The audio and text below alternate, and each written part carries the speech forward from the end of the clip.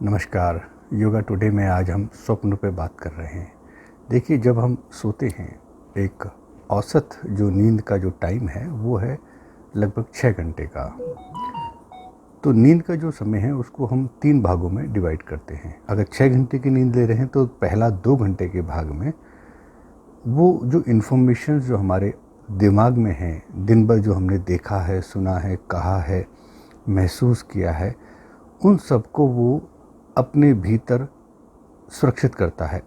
पहले तो लेता है कि कहीं वो इन्फॉर्मेशन हमारे क्रिटिकल माइंड के लेवल से, जो कॉन्शियस माइंड और सबकॉन्शियस माइंड का बीच का जो एक लेवल है उसे हम क्रिटिकल माइंड कहते हैं, उस लेवल से वहाँ से वो धीरे धीरे हमारे मेमोरी के अंदर अवचेतन मन उसे भीतर लेता है। और जो पहले 2 घंटे हैं, अगर हमने पहला हिस्सा है नींद का, उसमें ये काम होगा। दूसरे हिस्से में अवचेतन मन उन्हें बाहर फेंकने की कोशिश करेगा जो फालतू के विचार हैं।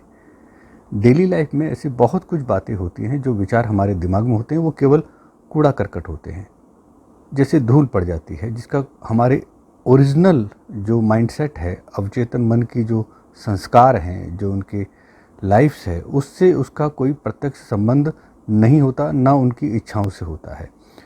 तो वो दूसरे जो अवस्था है नींद की, उस अवस्था में वो बाहर निकलने शुरू हो जाते हैं।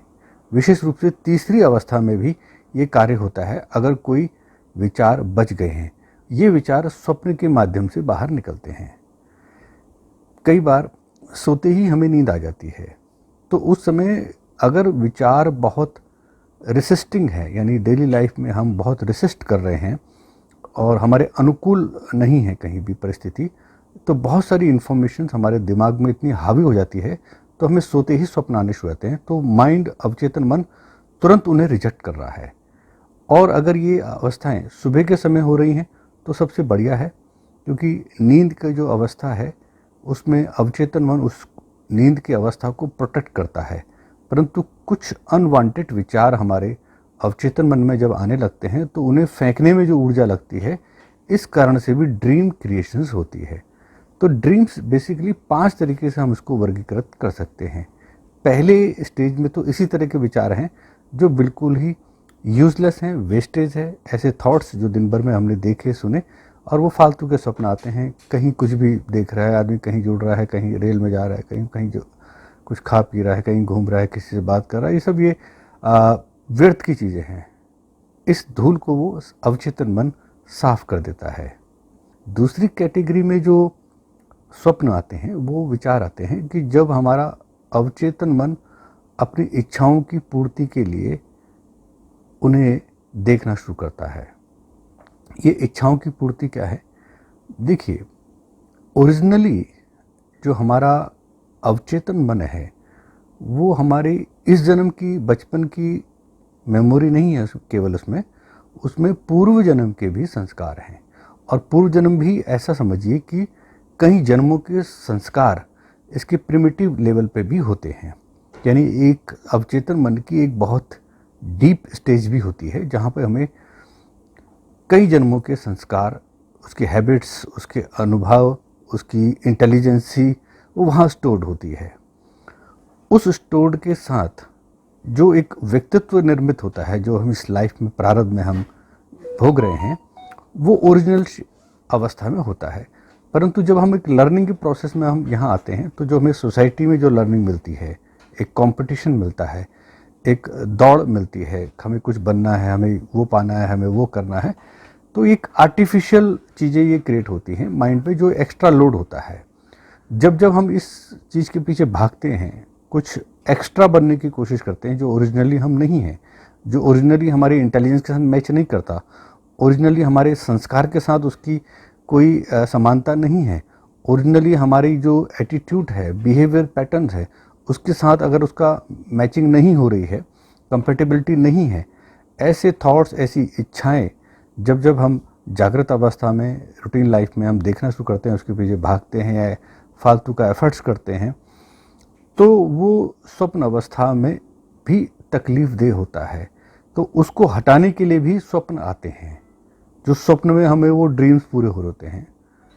कोई व्यक्ति कितना बड़ा आदमी बन रहा है, कितनी अच्छा ज़्यादा पैसे वाला बन रहा है, कोई किसी के साथ फील कर रहा है कि कहीं घूमने जा रहा है, कहीं कुछ जो भी कुछ एक्स्ट्रा जो उसकी लाइफ में नहीं है या नहीं होना चाहिए वो होना चाह रहा है, उसको बनाया जा रहा है सोसाइटी के द्वारा, या वो उसमें प्रभाव में आ गया है, तो वो स्वप्न इच्छा पूर्ति में उसकी ये सहायता करता है अवचेतन मन।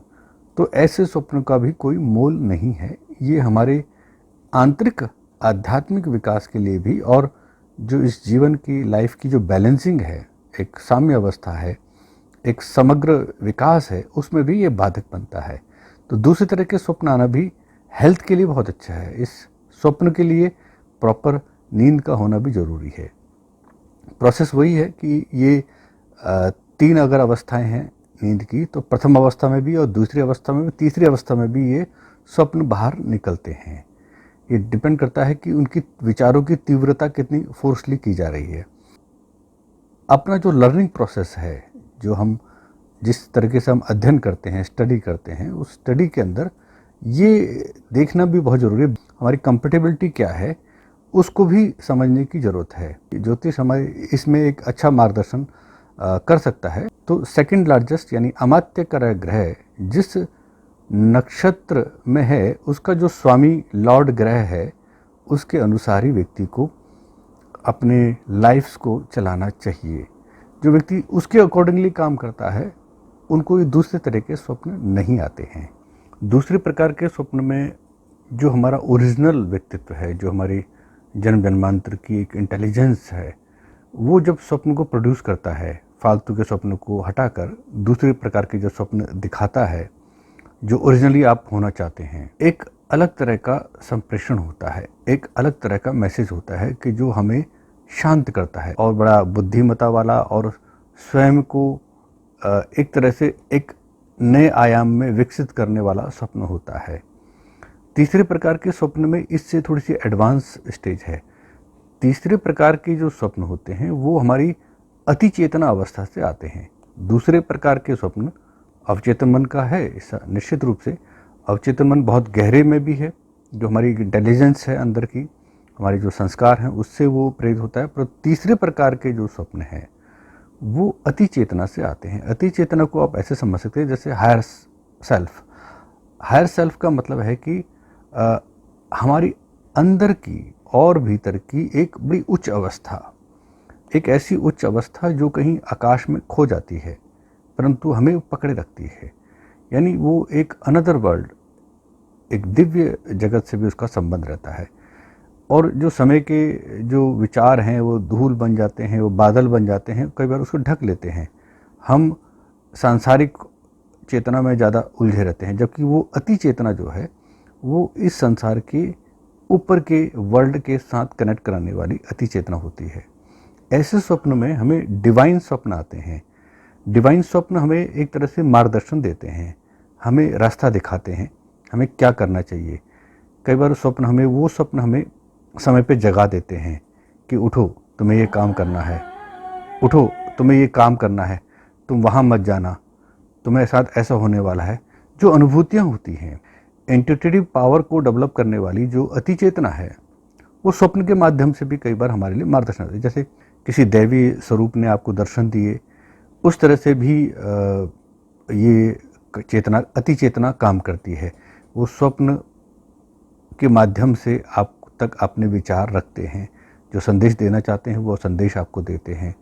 इस तीसरे प्रकार की चेतना में कई बार बहुत लोगों को ऐसे भी अनुभव होता है कि कोई एक आध्यात्मिक दिव्य पुरुष के उनको दर्शन हुए और उन्हें स्वप्न में उसको जगाया, उनका आध्यात्मिक मार्गदर्शन किया, उनको जीवन के कुछ बड़ी परेशानी थी, उनको उस विषय में भी मार्गदर्शन मिला, और वही हम एक ऐसे सच्चे गुरु की ओर भी ले जाते हैं जो उससे मिलता जुलता इस पृथ्वी में होगा।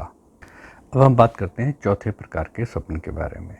चौथे प्रकार के स्वप्न वो स्वप्न हैं जो हमें बचपन से ही या बीच की अवस्था में जब बार बार आने लगते हैं। जैसे किसी को बार बार सांप दिखाई देता है, बार बार कोई विशेष पशु के दर्शन होते हैं, या कोई घटना में कहीं पहाड़ में जा रहा है, कहीं गुफा में, कहीं मंदिर में, कहीं किसी रास्ते में, उसे बार बार वो जगह दिखाई दे रही है।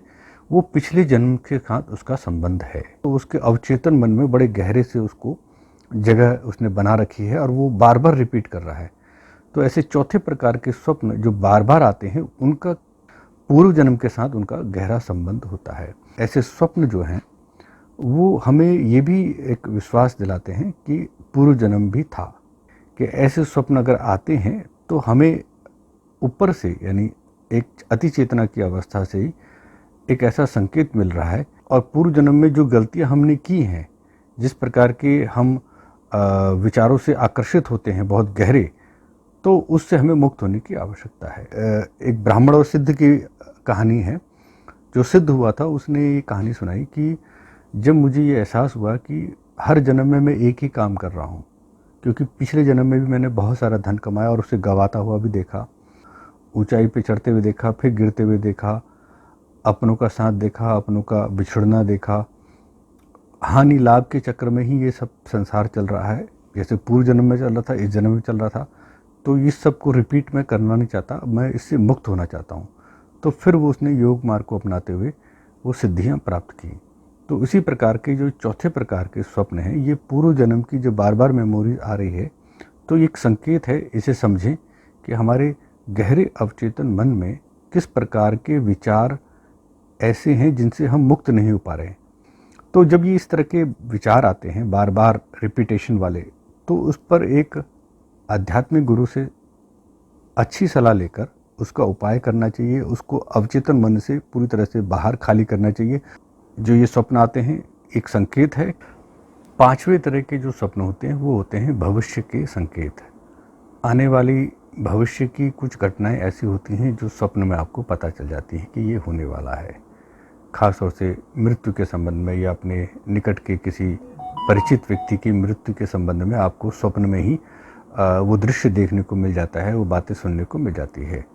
या आपके जीवन से बहुत सारी घटनाएं ऐसी हैं जो 10 साल बाद घटने वाली हैं, 20 साल बाद तक भी घटने वाली घटनाओं को भी आप स्वप्न में अनुभव कर लेते हैं। जब आप इसके प्रति जागरूक हो जाएंगे, ध्यान देने लगेंगे, तो ये जागरूकता आपको एक नए व्यक्तित्व का निर्माण आपके अंदर से करती है। गीता में लिखा है कि व्यर्थ के कर्म और व्यर्थ की आशाएं जो मनुष्य त्याग देता है, वो परम शांति को प्राप्त होता है। स्वप्न को स्वप्न समझें और सपनों के विज्ञान को समझें।